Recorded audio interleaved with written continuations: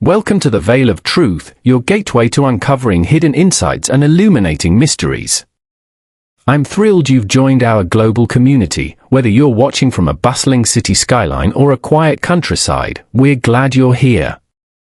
Globe showing Europe, Africa, so tell me, where are you tuning in from today? Chapter 1, The Fatal Crossing. The evening was damp and misty, the sort that seemed to wrap itself around Brindleford like a soft, grey shroud. The gas lamps lining the narrow road flickered uncertainly, struggling to cast light through the thickening fog. A chill clung to the air, not entirely from the weather, for there was an intangible tension about the town that evening, as if the shadows themselves were watching. Hercule Poirot, returning from a brief visit to a local friend, walked with measured steps, his cane tapping lightly against the cobblestones. He wore his usual impeccable attire, a dark coat, neatly pressed trousers, and a perfectly folded pocket square that peeped from his breast pocket. His small moustaches twitched ever so slightly as he observed the play of fog and light. Even in these seemingly ordinary streets, Poirot's little grey cells were alert. Something, he felt, was stirring beneath the quiet surface of Brindleford. It was just beyond the old railway bridge that the incident occurred. A man, middle-aged and well-dressed, emerged from the mist, walking cautiously across the road. His movements were hesitant, deliberate, as though he were counting his steps, anticipating the possible dangers of an otherwise empty street. Poirot's eyes narrowed. "Ah," he murmured under his breath, "one must always be wary when a man measures his steps so carefully. Nature, often, does not require such caution." The man reached the center of the cobbled road when a sudden roar shattered the quiet. A car, its headlights piercing the fog like twin searchlights, appeared seemingly from nowhere. The vehicle swerved violently, tires squealing against the wet stones, and in an instant, the man's careful crossing became a fatal miscalculation. Poirot's instincts, honed through years of observing the human heart and its misdeeds, told him immediately that this was not merely an accident. There was something about the way the vehicle's path aligned with the man's, too precise, too deliberate. Even from a distance, Poirot noted the subtle hesitation in the driver's hands, the angle of the car as it passed over the victim, and the slight skid marks left on the slick cobbles. The man fell beneath the wheels. A muffled cry echoed through the fog. Poirot, ever composed, did not rush but moved with careful deliberation, noting the positions of all objects and people around him. The driver had already jumped out of the car, pale and shaking. I didn't see him in time," he stammered, his hands trembling. "It was too sudden." Poirot approached, his small eyes examining every detail. "Mon ami," he said softly, in his perfectly enunciated French accent, "perhaps. But sometimes, one observes too little and reacts too late. Let us look closely, yes." The driver seemed bewildered, unsure whether to respond. Poirot crouched near the victim, observing the body with meticulous attention. The man's posture was unnatural, his arms twisted at odd angles. His coat, though wet from the mist, bore no signs of struggle. His shoes had left faint scuff marks on the cobbles, suggesting he had attempted to adjust his footing in the last moments. Poirot's eyes flicked to the ground.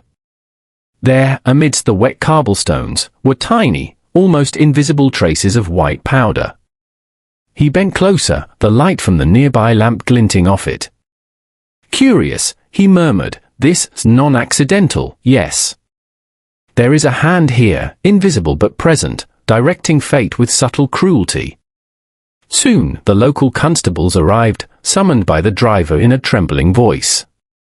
Inspector Hale, a tall man with a sharp but conventional mind, took in the scene with a mixture of shock and professional detachment. "Body's cold already," he muttered, noting the angle of the fall. "Poor fellow never stood a chance." Poirot, with his characteristic calm, began to walk the perimeter, examining the small details the others overlooked, the pattern of skid marks, the way the mist had gathered in depressions on the cobbles, the slight dent in the car's bumper, and even the faint indentation of a heel near the road's edge. "Inspector," he said, "look at these. Tell me, do you think a man of caution would step into danger so easily?" Hale frowned. "You suggest he was pushed?"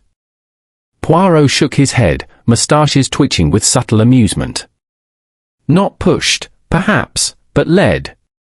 See here, the lines, the marks, the hesitation, it is orchestrated, a symphony of intention. Accident is a poor word for this." Meanwhile, bystanders began to gather, their voices hushed, some pointing, others whispering conjectures. Poirot, ever aware of the human tendency to distort reality with panic or fear, noted each one: a young baker clutching a basket of rolls, his face pale; a postman, hat crooked, hands buried in his pockets; a shopkeeper from across the street, leaning out of the fog to observe. All statements, Poirot knew, would need careful scrutiny. Witnesses often confuse, even when sincere. As Hale spoke with the driver, Poirot's attention turned to the victim once more.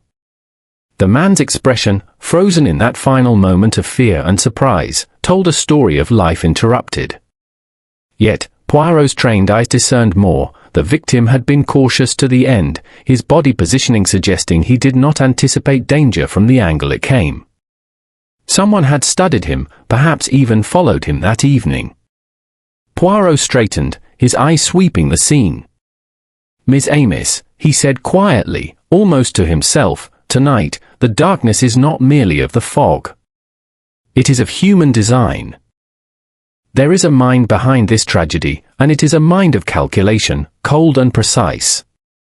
We must see it clearly before it escapes notice." The constables continued their work, taking statements, measuring distances, photographing the scene. Poirot's gaze lingered on a subtle clue, a small, almost invisible scrape on the victim's sleeve, a mark that suggested contact with a solid surface just moments before the car appeared. It was, he realized, the first thread in a web that would take careful unraveling. Already, Poirot's little grey cells were beginning their work, connecting patterns invisible to ordinary observers, sensing motives hidden beneath layers of ordinary life.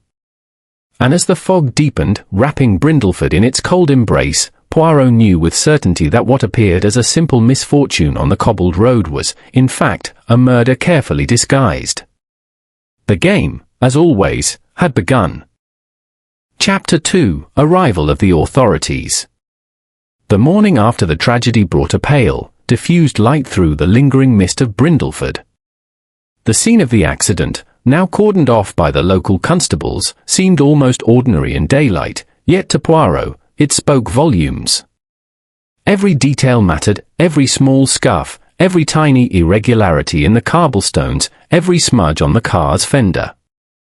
Inspector Hale had arrived early, his tall frame leaning impatiently against the police barrier, while constables measured distances and recorded notes. A crowd had gathered, their whispers creating a low hum in the otherwise quiet street. Poirot, as ever, moved with deliberate grace, his keen eyes scanning each face, each gesture, each sign of nervousness or guilt. "Ah, mon ami," Poirot murmured to Inspector Hale, "the morning light reveals much that darkness conceals. Look at the wheel tracks and observe how they diverge. Yes, just so. The trajectory is curious." Hale followed his gaze. "You still think it was deliberate?" he asked, though Poirot had already answered in the previous evening's observations. "Mais oui," Poirot said, gently shaking his head. "An accident does not leave such subtle choreography. No man, however careless, positions his steps so precisely. And the marks here, they speak of hesitation, of a life carefully led into misfortune." Poirot crouched again, examining the cobblestones where the man had fallen. He noted a faint smear, almost invisible to the untrained eye. "See here? Not dirt, none. Some powder, yes, a residue perhaps from a glove or from the road itself, placed deliberately to catch the attention of the observant.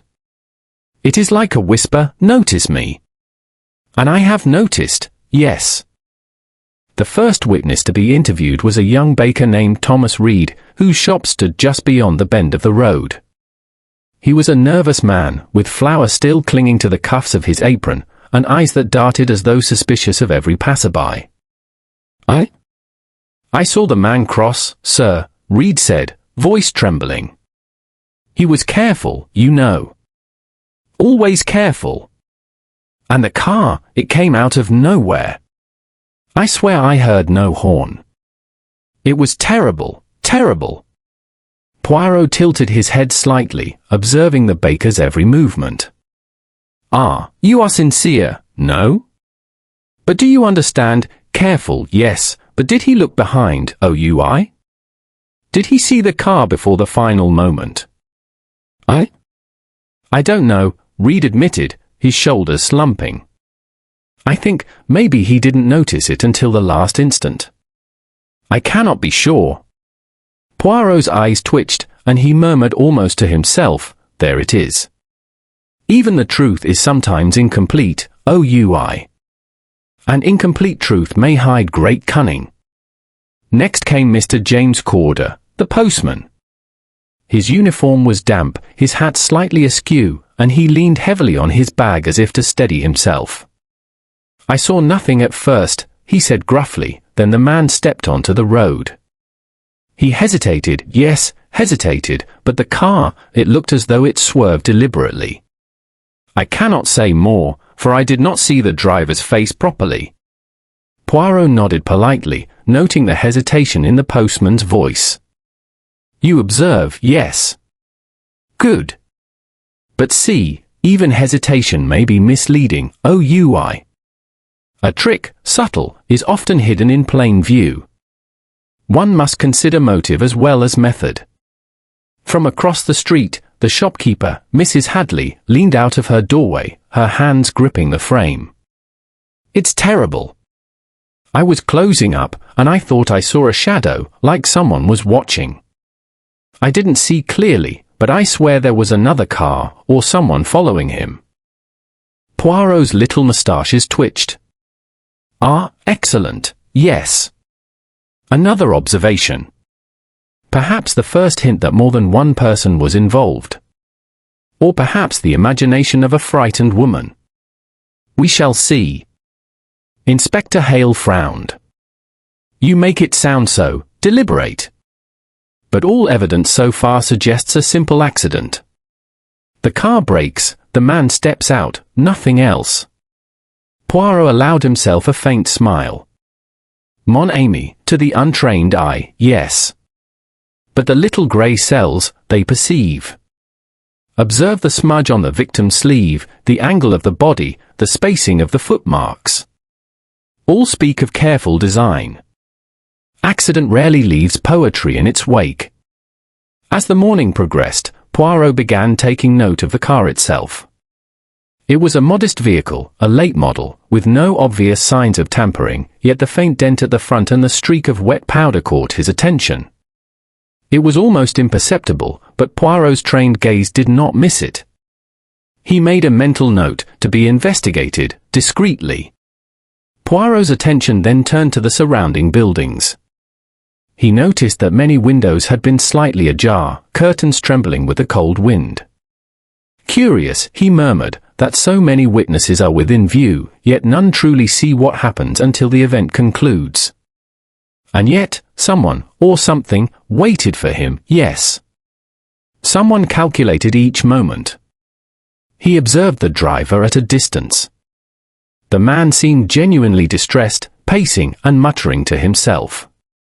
Poirot did not approach him yet. He knew that a first impression often revealed far less than careful observation over time. Poirot then walked along the road again, measuring distances with his keen eye. From the bend to where the man had fallen, from the lamp-post to the skid marks. Everything was noted mentally. He crouched to examine the wet cobblestones more closely, brushing away a small patch of dust to reveal another faint mark, this one almost certainly from a heel. Ah, yes, this is interesting, Poirot said softly. The man adjusted his step. Did he sense danger? Or was he guided, gently pushed into misfortune? By midday, the authorities had cordoned off the area, and Poirot requested to see the victim's belongings, which the driver had left near the car. A neatly folded hat, a leather wallet, and a small notebook were presented. Poirot carefully examined each item. The wallet was empty of cash but contained several receipts, all from ordinary purchases, nothing extraordinary. The notebook, however, contained precise accounts of daily routines, schedules, and a few entries about minor disputes at work. "Ah," Poirot murmured, turning pages slowly, "this man is meticulous, methodical in all things. One does not step into danger without reason. Someone knew this, and they exploited it." Inspector Hale, growing impatient, asked, "So you are convinced it is murder, Poirot?" "Mon cher ami," Poirot replied with his characteristic calm, "I am convinced only that this is not mere misfortune. Accident, perhaps, to those who see only the surface. But underneath, a mind worked, a mind both clever and cruel." Poirot paused, glancing at the lingering crowd. "And now," he said softly, "we must find the hands behind this orchestration. They are clever, but not clever enough. Never clever enough to escape the scrutiny of the little grey cells." The rest of the day passed with meticulous observation. Poirot visited nearby streets, peering into alleyways, noting distant sounds, and even the behavior of passers-by who had paused to witness the scene. Every detail, no matter how trivial it seemed to others, was stored carefully in his mind. By nightfall, Poirot had already begun to assemble the first fragments of the puzzle: the meticulous victim, the faint powder on the road, the angle of the fall, and the witnesses' scattered testimonies. Each element was a thread, and Poirot knew the tapestry of truth was waiting to be revealed, but it would require patience, observation, and, above all, understanding of the human heart. The first day of the investigation ended, yet the shadow of what had happened lingered. For Poirot, there was no doubt, the accident was a deception, and someone in Brindleford had used careful planning to commit a crime. And Poirot's little grey cells, alert and sharp as ever, were ready to follow the trail wherever it led. Chapter 3: The Victim's Circle. Hercule Poirot arrived at the modest house of the deceased, Arthur Langley, shortly after dawn the following day. The morning was crisp, and the mist had lifted, revealing the quiet charm of Brindleford streets. From the exterior, Langley's home appeared ordinary: neatly trimmed hedges, a small flower bed near the front door, and curtains drawn carefully, suggesting a household that valued order. Yet, as Poirot had learned long ago, appearances often masked far deeper truths. The door opened to reveal Mrs. Edith Langley, Arthur's mother, a frail woman of delicate frame, her hair streaked with grey, her eyes red from tears.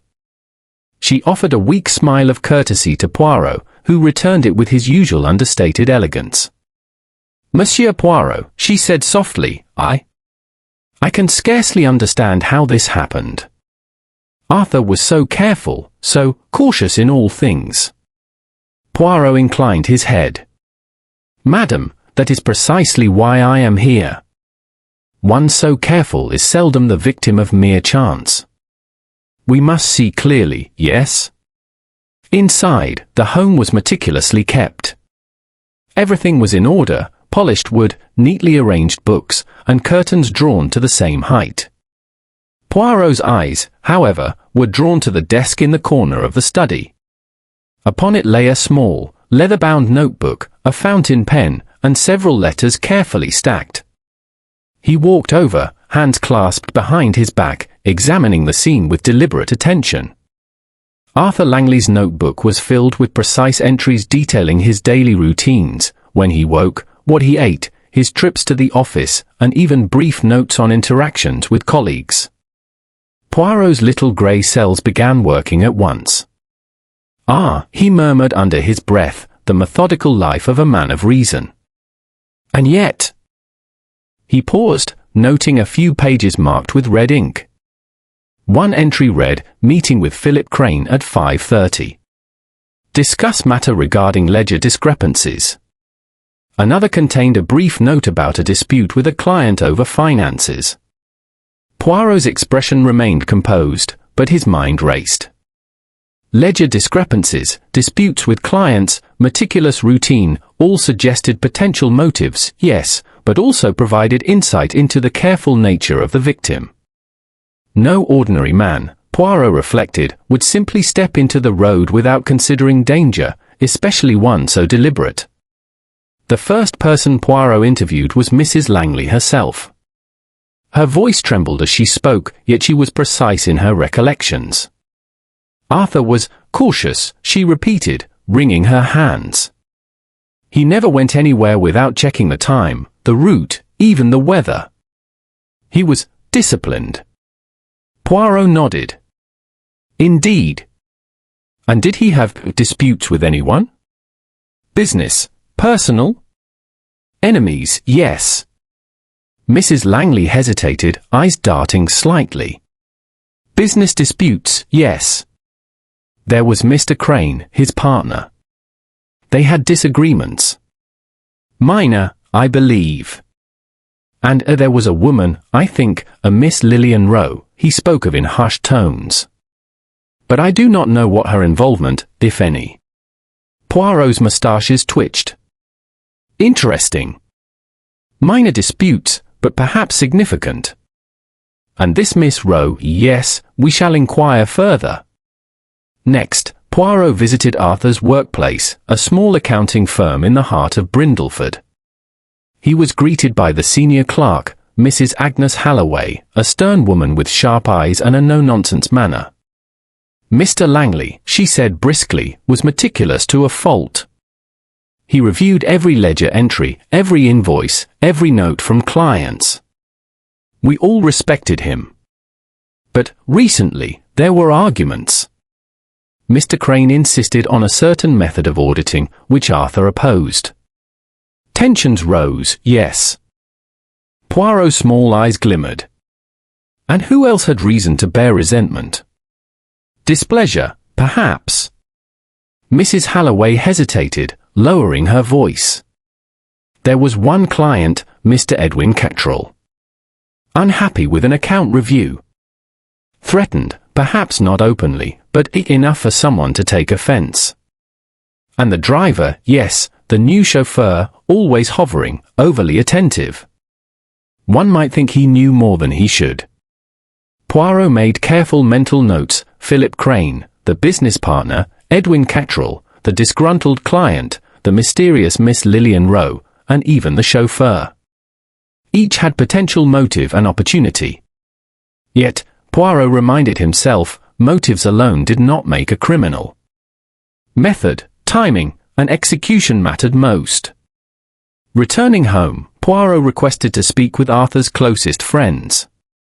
There was Mr. Simon Tate, a neighbour and friend, who described Arthur as a man of routine.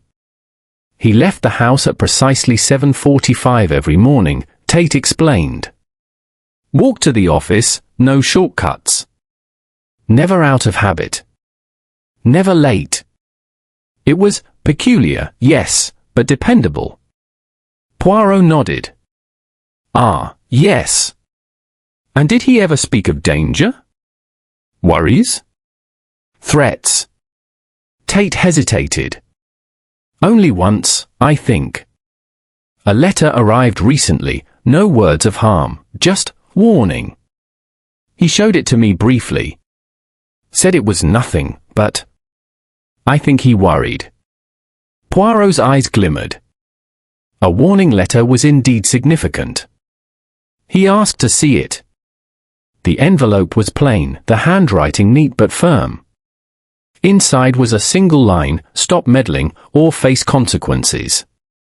No signature, no hint of origin. It was subtle yet chilling. Back in the quiet of the study, Poirot examined the letter closely. The paper was of fine quality, suggesting someone of means. The pen strokes were steady, deliberate, and confident. Poirot's little grey cells worked at once, weaving a web of probabilities. The author knows the victim. Knows his habits, perhaps even his fears. a mind both clever and cautious. Poirot then considered Arthur's personal life. Friends and neighbors described him as solitary, yet polite and well-mannered. No indication of reckless behavior, no hint of carelessness. And yet, here he lay, killed, or led to death, by means that required planning, precision, and timing. In the evening, Poirot returned to the site of the accident. He walked slowly along the road, tracing the path Arthur would have taken. The small footprints, the faint powder on the cobbles, the angle of the curb, all spoke of a design, a subtle orchestration. "Ah, Miss Amos," he murmured to himself, "a man so careful, yet fate manipulated. Who benefits from such precision? That is the question." He paused near the lamppost where the car had first appeared. Not random, none. A mind watched, followed, waited. A mind of calculation, yes. Someone wanted Arthur Langley removed from the equation, quietly, efficiently. And they almost succeeded. Almost, but they did not reckon with the little grey cells. As night fell, Poirot returned to his temporary lodgings, notebook in hand, recording observations, suspect profiles, and subtle inconsistencies. Each encounter, each letter, each witness statement was another piece of the puzzle. And though the picture was incomplete, he could already discern the faint outline of a pattern, a design of human desire, greed, and calculated malice.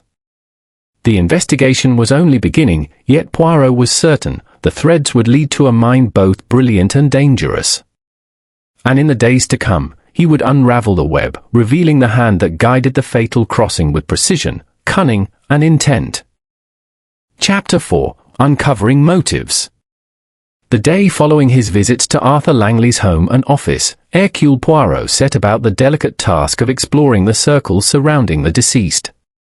He had learned that to understand a crime, one must first understand the victim, his habits, relationships, and, above all, the hidden tensions that could turn ordinary human interactions into acts of fatal consequence. Poirot began with Philip Crane, Arthur's business partner. Crane's office, a modest room lined with filing cabinets and ledgers, smelled faintly of tobacco.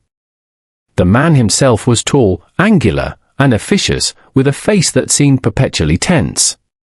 "Monsieur Poirot," Crane said stiffly, rising as the detective entered. "I assume you are here regarding Arthur." "Terrible, shocking, an accident, yes." Poirot's eyes twinkled slightly. "Accident, monsieur, perhaps. But accidents are, how do you say, rarely so well composed as the one we observed. Tell me about the ledger discrepancies, OUI? Did tensions exist between you and Mr. Langley?" Crane's jaw tightened. "Tensions, yes, professional disagreements. But nothing serious. We argued about the method of auditing accounts. Arthur insisted on an outdated procedure, I recommended efficiency. That is all." Poirot's small eyes studied him closely.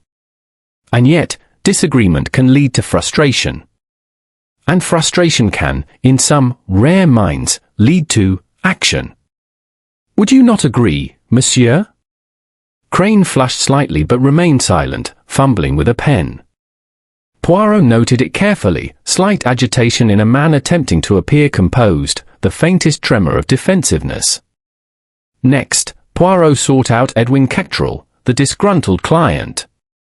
Cattrall lived in a small house at the edge of town, his exterior neat but lacking warmth.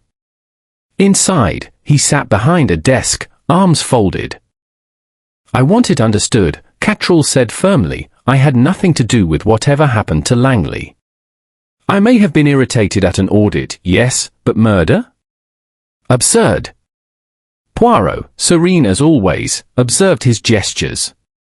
"Ah, monsieur, you are sincere, n'est-ce pas? Yet the heart is not always rational. Anger, irritation, resentment, these are threads in the tapestry of human action. Tell me, did you contact Mr. Langley recently? Perhaps letters, calls, words of displeasure?" Cattrall's lips tightened. "I wrote once, politely, requesting clarification of an account. That is all." Poirot's moustaches twitched with subtle satisfaction. "Very well. Polite words often hide inner turmoil. But we shall consider this. Merci." By afternoon, Poirot was at a small, well-kept townhouse on the opposite side of Brindleford, where Lillian Rowe lived.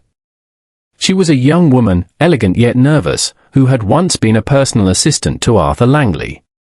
Her demeanour was anxious, her hands twisting a delicate scarf. "Mr. Poirot," she said softly, "I am shocked, horrified. I knew him well, but I could never imagine such a thing. Why would anyone?" Poirot inclined his head politely. "Mademoiselle, your concern is genuine.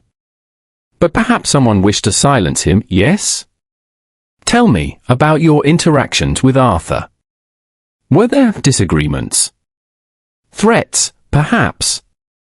Lillian's eyes widened. "No, nothing. We argued once or twice over office procedures, trivial things. But, oh, there was a letter. He showed it to me. A warning. But I thought nothing of it at the time." Poirot's small eyes glimmered. "Ah, a warning letter. So, others knew of threats. And yet, the threat was carried out. Timing, a method, all deliberate. Very interesting." Poirot spent the remainder of the day reviewing his observations. A pattern emerged: each potential suspect had proximity, motive, or opportunity. Yet, no single piece of evidence pointed conclusively to anyone. Here was the puzzle, the delicate lattice of human behavior, professional tension, minor disputes, warning letters, personal interactions, all pointing to the possibility of crime, but obscured with subtle ambiguity. He returned to the scene in the evening, revisiting the cobblestones, the lamppost, the faint powder, and the angle of the skid marks. A faint insight occurred to him: the timing of the accident was critical. The car's appearance, the victim's exact positioning, the brief window of visibility, all suggested premeditation. Someone had studied Arthur's routines, understood his caution, and manipulated the environment to ensure the fatal crossing. Poirot then considered the chauffeur, a man named Harold Finch. Finch had been hired only recently and was attentive almost to an obsessive degree. Observing Finch, Poirot noted the man's posture, his gaze lingering on points of interest, his hands twitching slightly as if to anticipate a command. Poirot wondered, was this merely diligence, or something more? A key piece in a human puzzle? He made a careful record of each interaction, noting small inconsistencies: Crane's slight tremor, Cattrall's defensiveness, Lillian's anxiety, and Finch's overly attentive manner. Poirot's approach, methodical as always, was to collect not only facts but subtleties, the tone of voice, the smallest gestures, the human reflexes that reveal hidden truths. Poirot spent the night reflecting, seated at his temporary lodgings with the case notes spread before him. His little grey cells worked tirelessly, connecting threads others could not see. He thought of the powder on the road, the angle of the fall, the footprint of a heel, the faint smudge on Arthur's sleeve, all subtle evidence of orchestration. "And now, Miss Amos," he murmured to himself, "we see the beginnings of design. A human mind guided events with precision. And what is more, the mind is clever.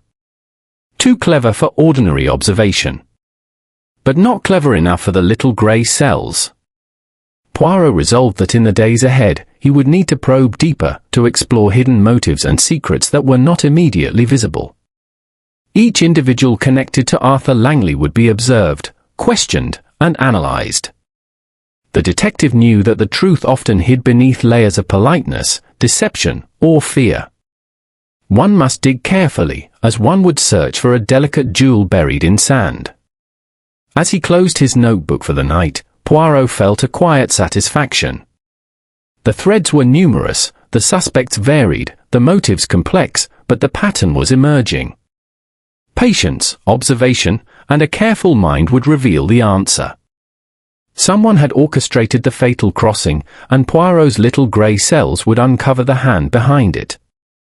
Sleep came lightly, for even in rest, Poirot's mind continued to trace paths, note inconsistencies, and anticipate the next moves of both the living and the dead. The day had revealed much, yet more remained hidden, cloaked by human cunning. Tomorrow, he knew, the investigation would take a decisive turn.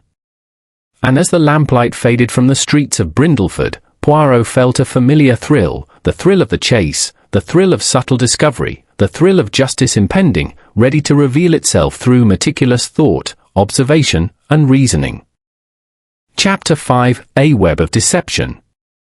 The following morning, Hercule Poirot returned once more to the quiet streets of Brindleford.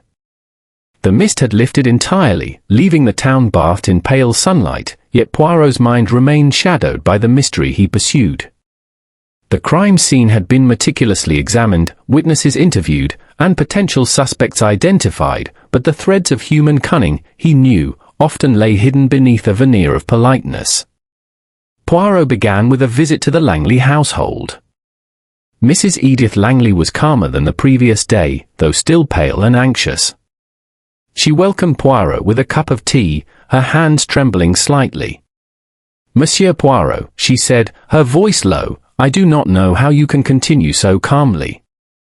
I feel that the house itself is haunted by what has happened." Poirot smiled faintly, his moustaches twitching. "Calm, madam, is necessary. To see clearly, one must observe without panic. The mind, like a delicate instrument, performs best when not shaken." He moved to the study, examining the letters and personal effects once more. A small envelope, overlooked previously, caught his eye. Inside was a note of apology from a business associate Arthur had offended, written with polite restraint but faintly accusatory undertones. Poirot noted it carefully. It was not a threat, no, but it demonstrated that Arthur's professional life had been punctuated by minor conflicts that, in the wrong hands, could inspire more drastic actions. Next, Poirot visited Philip Crane again. He found the man in his office, hunched over a ledger, his forehead creased with concentration. "Monsieur Crane," Poirot began, "yesterday you spoke of your disagreements with Arthur Langley. Tell me, were they always professional, OUI? Or did they sometimes touch personal matters?" Crane looked up sharply. "Professional, only. I have no quarrel with the man personally. We argued about work. That is all."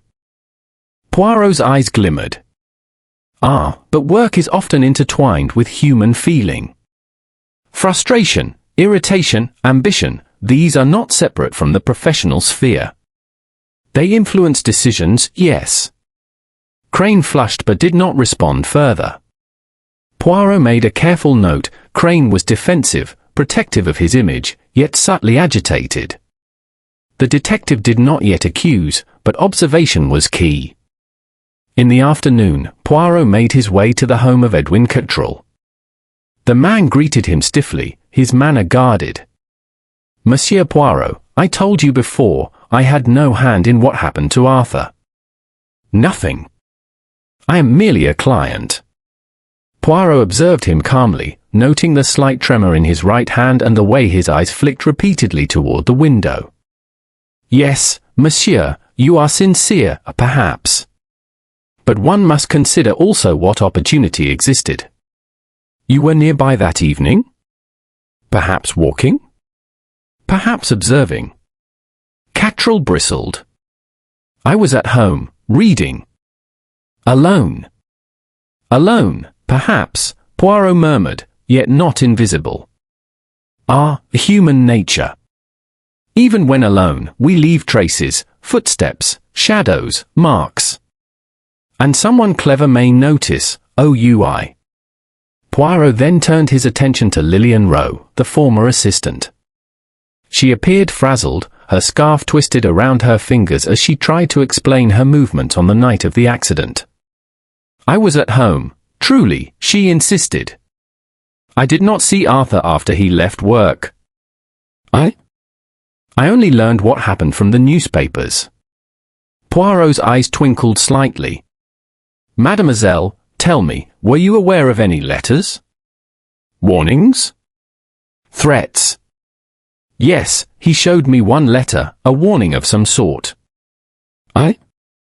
I thought nothing of it. He said it was likely a prank. I had no reason to suspect otherwise. Poirot nodded, filing the information carefully. A warning letter had now surfaced in multiple narratives, one from the victim's mother, one from Lillian Rowe, and hints from other sources. Clearly, someone had intended for Arthur to feel threatened, and perhaps this fear had been manipulated. By late afternoon, Poirot returned to the accident scene. The road now appeared innocuous in the daylight, ordinary in its quiet rhythm. Yet the small details remained, the faint powder on the cobbles, the subtle marks where Arthur had adjusted his footing, the angle of the lamppost casting shadows in the evening. Poirot crouched and examined the ground carefully, noticing what others had missed, a faint tire impression, smaller than the primary vehicle's, alongside the main tracks. Ah, another vehicle, he murmured softly. Perhaps a lookout, an accomplice? Or merely coincidence? None. I think not. Human design rarely allows for true coincidence in matters of this gravity. Poirot also noticed a subtle dent on the car's fender, one that did not correspond with the accident itself. Minor contact, yes, but deliberate? Perhaps a mark left to mislead, OUI. He stood, brushing imaginary dust from his coat. The pieces were many, but not yet complete. Returning to his lodgings, Poirot reviewed his notes. A pattern emerged: each suspect, though outwardly innocent, had a potential motive and opportunity. Philip Crane, with professional frustration; Edwin Cattrall, with resentment; Lillian Rowe, privy to warning letters; and even Harold Finch, the attentive chauffeur. Poirot considered the human element. Each person exhibited subtle behaviors that betrayed inner truths: Crane's defensiveness, Cattrall's nervous glances, Lillian's anxiety, Finch's obsessive vigilance.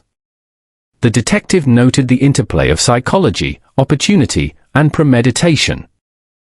He also considered the red herrings, minor conflicts, accidental traces, witness statements that contradicted one another. Each false lead was carefully planted by either circumstance or human nature, to divert attention from the true orchestrator. Poirot's reflections led him to an important insight: the crime was not spontaneous. It required timing, knowledge of Arthur's habits, and an understanding of the environment. Whoever committed the act had anticipated each step, each hesitation, each reaction. And yet, the human mind, no matter how clever, always left traces, subtle, almost invisible, but sufficient for the observant detective. Evening fell, and Poirot prepared for a quiet night. He reviewed the statements, the letters, the minor clues from the scene, and the observed behaviors. He noted that the powder, the faint tire impression, the subtle dent on the car, and the warning letters were all carefully orchestrated. Each detail was a thread in a web, complex and deliberate. Finally, he considered the human motives again. Professional ambition, resentment, personal entanglements, anyone could drive a person to desperate action. Yet the combination of methodical planning and intimate knowledge of the victim's routine suggested not passion alone, but calculated intent. The web is intricate, Poirot murmured to himself. But no web is strong enough to resist the little grey cells. By nightfall, Poirot retired to his room, laying out his notes with methodical care. Each thread of suspicion, each behavioral clue, each tiny inconsistency was recorded and examined. The investigation was far from complete, yet the outlines of the truth were beginning to emerge.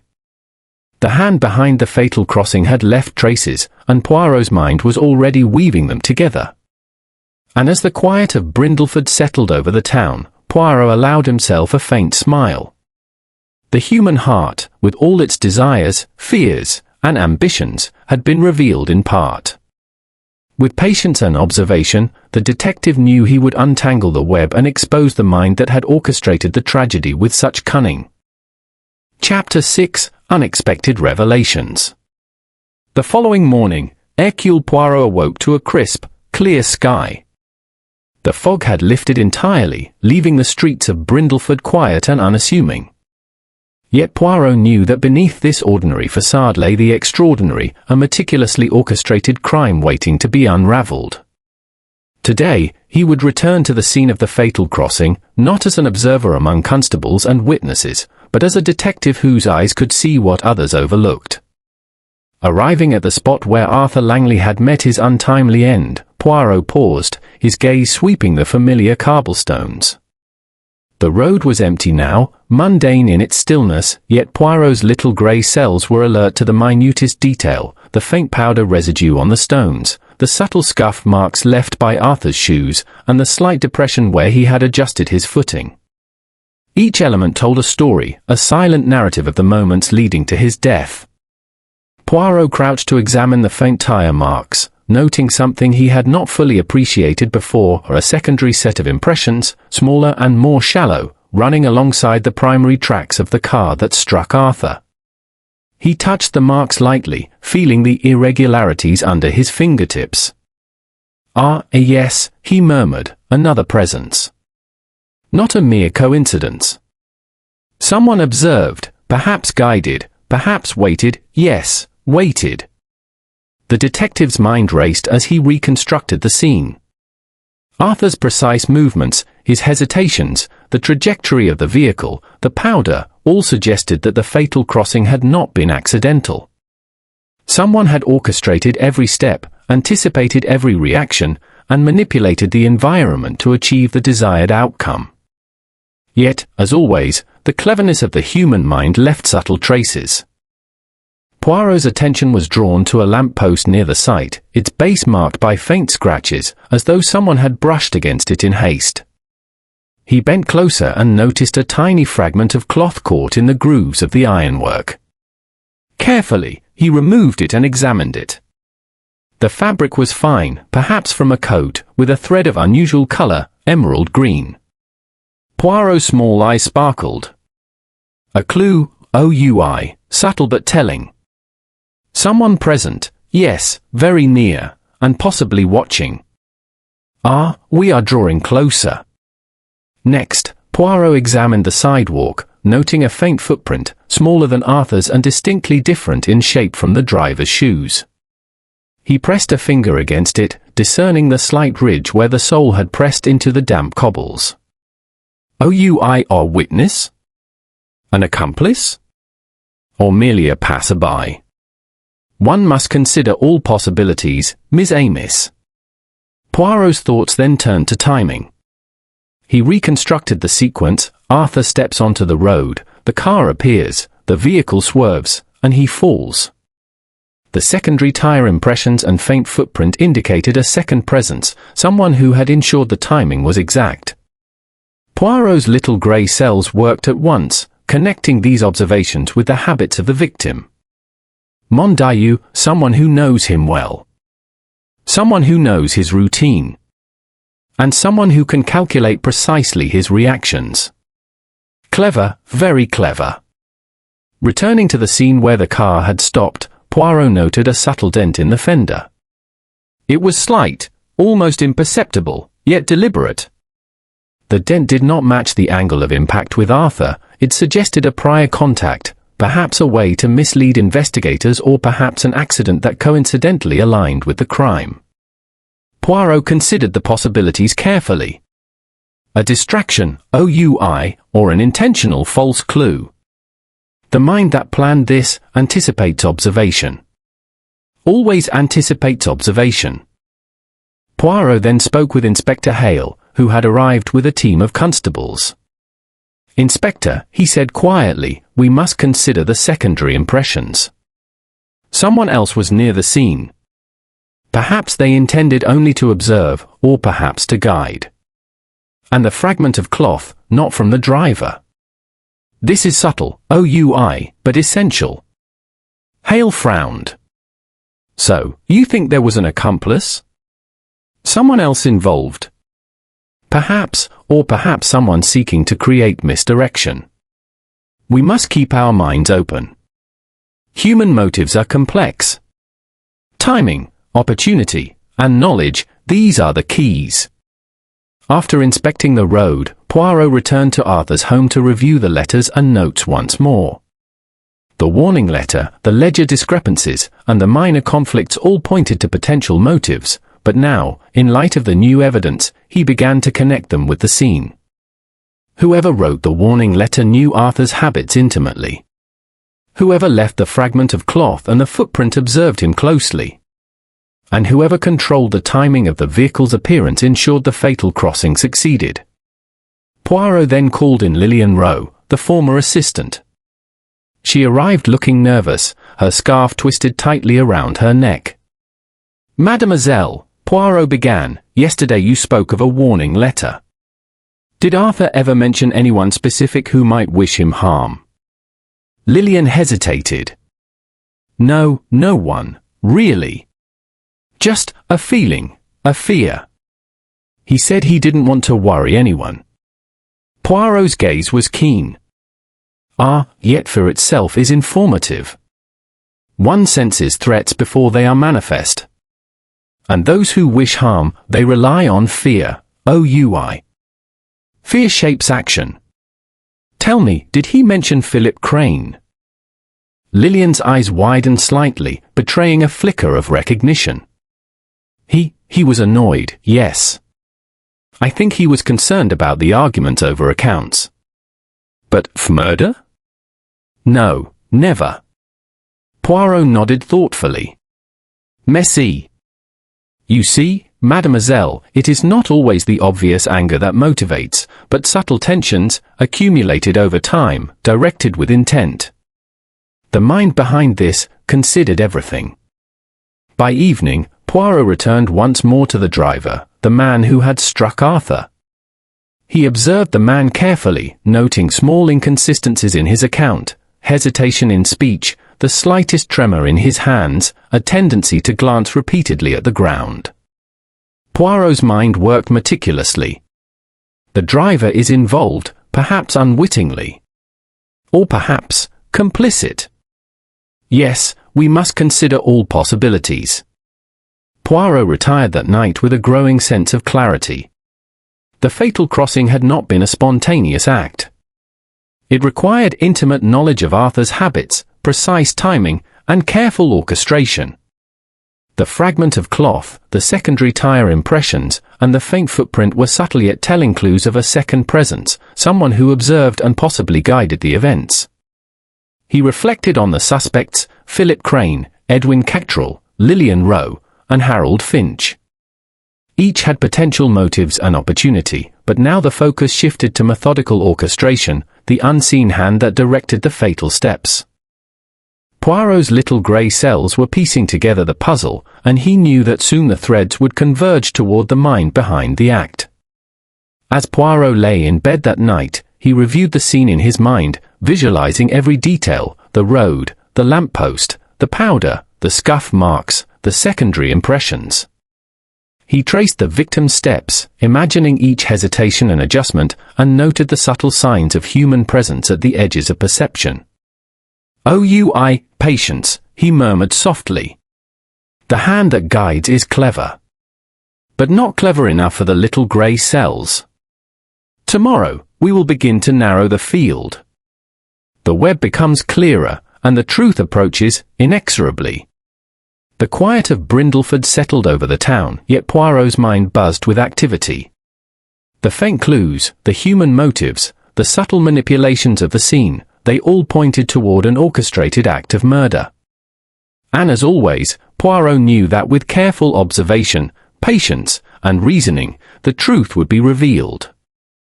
Chapter 7, Threads of Truth.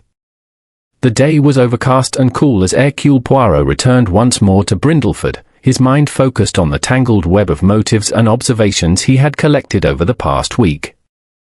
Each person connected to Arthur Langley, Philip Crane, Edwin Cactrell, Lillian Rowe, and Harold Finch had revealed fragments of truth, yet each also harbored secrets, concealed either by fear, embarrassment, or deliberate deception. Poirot began his day at the Langley household. Mrs. Edith Langley had prepared a quiet breakfast, though her hands shook slightly as she poured tea. "Monsieur Poirot," she said, voice wavering, "I fear I may forget something. My mind, it cannot keep pace with what has happened." Poirot inclined his head politely. "Madam, it is the details, not the emotion, that guide us. The human heart may tremble, but the little grey cells remain firm." He requested to see Arthur's remaining correspondence.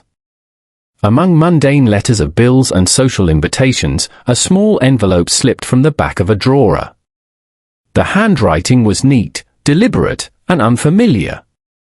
Inside was a short note. "If you continue your inquiries, consequences will follow. Be careful of those you trust." Poirot's eyes twitched with interest. Someone wished to intimidate him further. The victim's life was shadowed by warning. This is no casual threat, it is calculated, yes. Carefully worded, like the work of a mind accustomed to manipulation. Leaving the Langley home, Poirot visited Philip Crane again. The business partner appeared tense, his movements sharper than the day before. "Monsieur Crane," Poirot began, "yesterday you spoke of disputes with Arthur regarding accounts. Tell me, how often did these disagreements escalate beyond words?" Crane hesitated. "Occasionally, there were sharp exchanges. But never anything physical. Just arguments, Monsieur Poirot." But the human heart sometimes guides action silently," Poirot mused. "Ambition, frustration, or resentment, these are not merely words. They may linger, influencing thoughts and actions." Crane's jaw tightened, yet he said nothing. Poirot observed the subtle twitch of the man's hands and the slight narrowing of his eyes. It was a gesture of impatience, but also of restraint that suggested inner conflict. Next, Poirot sought out Edwin Cottrell. The client had grown increasingly defensive since the initial interview, as if the detective's subtle scrutiny weighed heavily upon him. "I told you before," Cottrell said, bristling, "I had no involvement in Arthur Langley's death. I may have been upset about the audit, but murder? That is preposterous." Poirot observed him calmly, noting every flicker of expression. "Monsieur, your indignation is sincere, or at least, convincingly presented. Yet observe, your eyes dart frequently, your hands fidget. A mind under scrutiny often betrays what the tongue conceals. Tell me, were you aware of Arthur's routines, perhaps the timing of his daily walks?" Cottrell froze briefly, then recovered. "I may have known generally when he left for work. But that is not relevant." But the devil is always in the details," Poirot said softly, noting Cottrell's hesitation. "Timing, opportunity, these are essential elements in the orchestration of any act, OUI." The detective then called upon Lillian Rowe. The former assistant was visibly anxious, twisting a scarf around her fingers. "Mademoiselle," Poirot said gently, "you were aware of letters warning Arthur of danger. Did you notice anything unusual about the sender, or perhaps the handwriting?" Lillian shook her head. "No, it was neat, anonymous. He never believed it was serious, but he worried nonetheless." I thought it prudent to stay silent." Poirot nodded. Prudence, yes. But silence may sometimes be an obstacle. Those who send threats rely on fear to achieve their ends. The mind behind this is careful, patient, and cunning.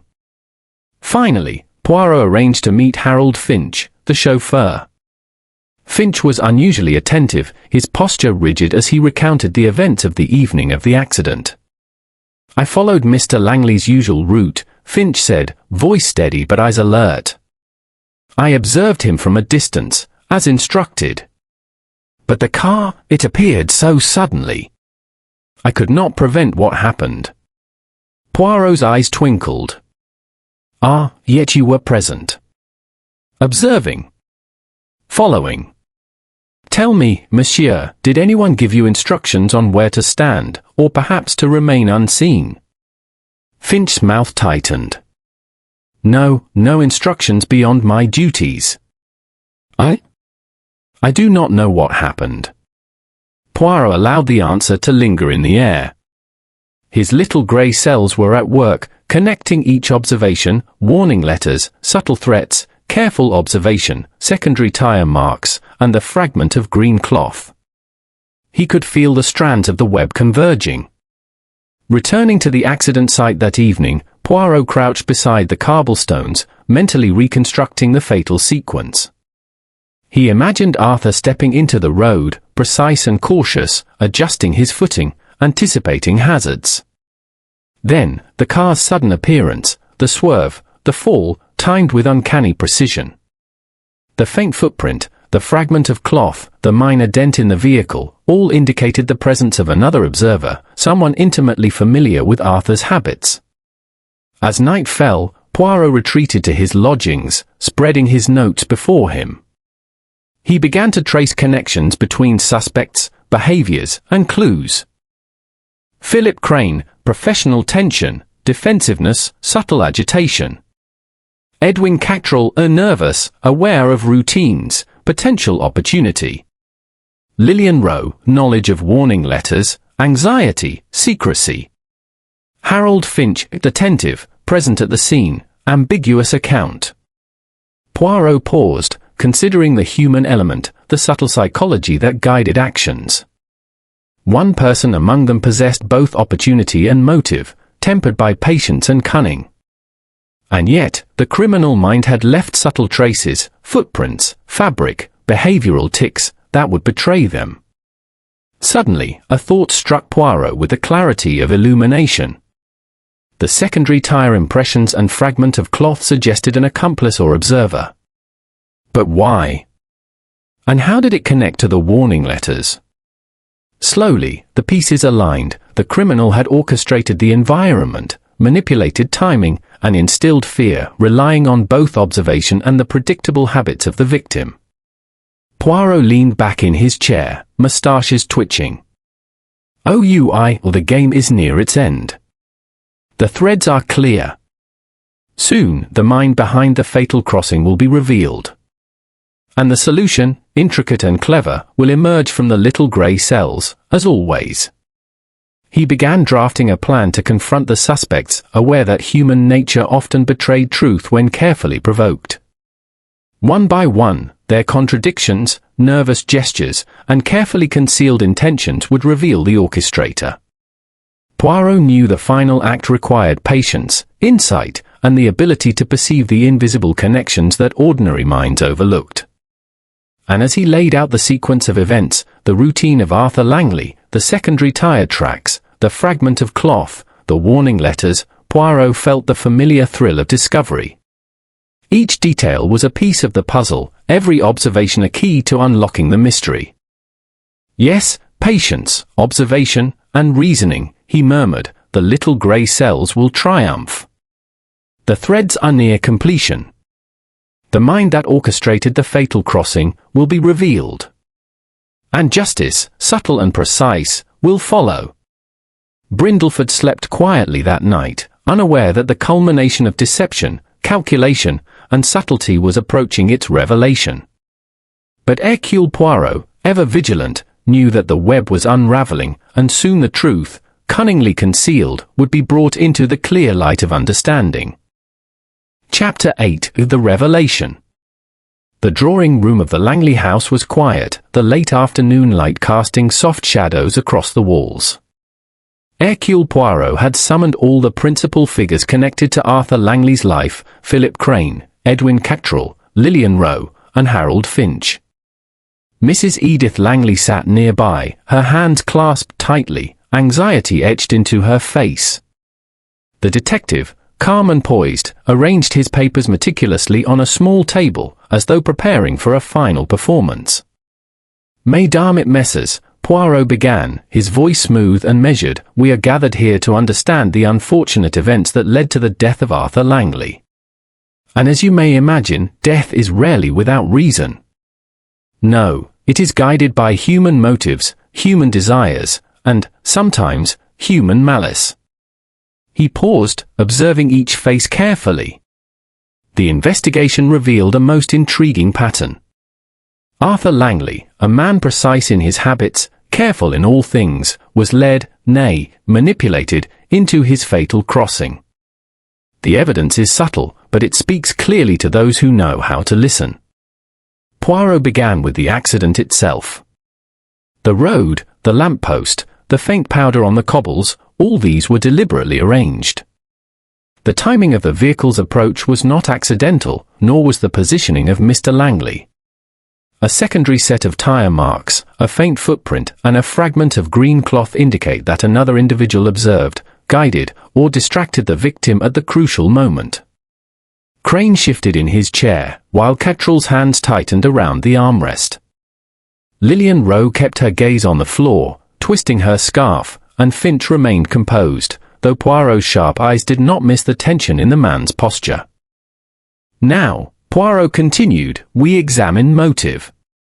For individuals had both opportunity and reason to influence the outcome. Mr. Philip Crane, the business partner with professional disputes, Mr. Edwin Cottrell, the client dissatisfied with accounts, Miss Lillian Rowe, aware of warning letters and privy to some of Mr. Langley's confidences, and Mr. Harold Finch, the chauffeur, present at the scene and unusually attentive." Poirot's moustaches twitched as he studied their reactions. And yet, the hand that guided the fatal crossing was both clever and subtle. The warning letters, the careful orchestration, the precise knowledge of Arthur's habits, all point to a mind familiar with the victim's life, his routine, and his fears. He paused dramatically. "But one must consider the fragment of green cloth. Who among you wears such clothing, or had access to it? Who could have been present, unseen, at the crucial moment? The footprints, small and precise, suggest a person lighter than Mr. Langley, and agile enough to move unnoticed." Eyes darted around the room. Lillian shifted nervously. I don't understand," she whispered. "Patience, mademoiselle. We shall see. The final element is timing. Only someone who understood Mr. Langley's habits, his precise departure time, his usual route, his caution, could plan such an accident with such exactness. And yet, the criminal mind, clever as it may be, cannot entirely conceal itself. It leaves traces." Poirot walked slowly toward the window, gazing at the familiar street outside. "The traces, yes. The secondary tire marks, the scuff of a shoe, the dent in the vehicle, each a subtle signature. And the green cloth, yes, it belonged not to a passerby, but to someone intimately connected to the environment, the victim, and the moment." He turned sharply, fixing his gaze on one individual. "Mr. Harold Finch, you have been observant, diligent, polite, but your attentiveness was not mere diligence. You followed, waited, and ensured that the sequence unfolded as planned. And you wore a coat, of emerald green. The fragment at the scene matches your clothing exactly." Finch's face paled, his composure faltering. I don't know what you mean," he stammered. Poirot's eyes narrowed. But the evidence does not lie.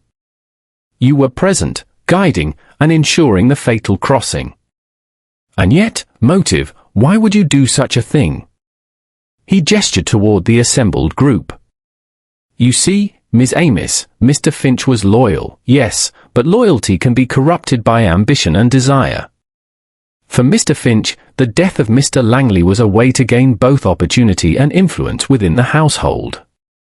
He observed meticulously, calculated every step, and used the vehicle not with malice of his own, but as an instrument of fate, guided by his precise understanding of Mr. Langley's habits." Finch's hands trembled, his eyes darting about the room. I didn't mean to kill him. I only... I only wanted to scare him, to make him leave the firm. I never imagined. "Oh, mon ami," Poirot said gently, yet firmly, "you manipulated circumstances, believing the outcome could be controlled. But human lives are not instruments for such experiments. You underestimated the very life you sought to influence." Poirot then addressed the others. The warning letters, the business disputes, the minor conflicts, they were all distractions, red herrings placed by the mind of the guilty. The other suspects had opportunity and motive in theory, but none possessed the detailed knowledge, timing, and access required to orchestrate the event. The evidence, footprints, fragments, timing, and the very psychology of the scene points to one hand alone. He walked slowly around the room, his voice calm and measured.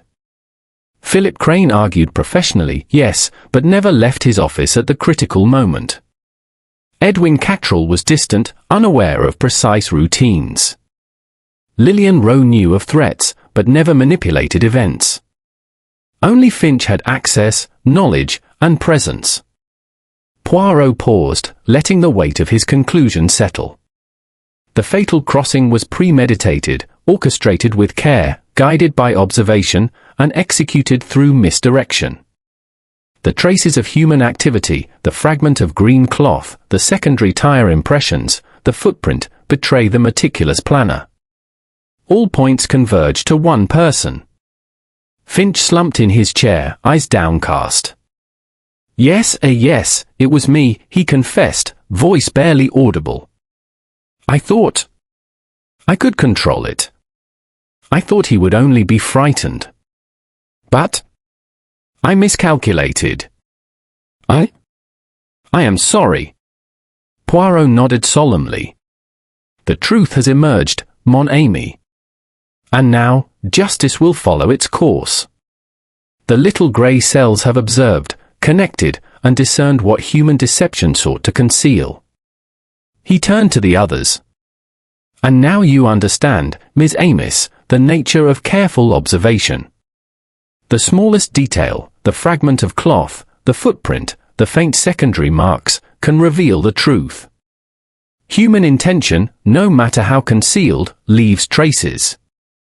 It is through these subtle signs that the mystery is unraveled." Mrs. Langley sighed with relief, tears welling in her eyes. "Thank you, Monsieur Poirot. You have given us understanding, and perhaps some peace." Poirot inclined his head modestly. "Peace, madam, comes from clarity. And clarity is born of observation, reasoning, and patient thought. The human mind is both clever and fallible. And in this case, the cleverness was revealed by the fallibility of the perpetrator's concealment." As the constables escorted Harold Finch away, the household began to absorb the truth. The tension eased slightly, replaced by a solemn recognition of the meticulous orchestration and human frailty involved. Poirot gathered his notes and prepared to leave, satisfied that the mystery had been resolved, the pieces connected, and the little grey cells victorious once again. Walking quietly through the streets of Brindleford, Poirot reflected on the case.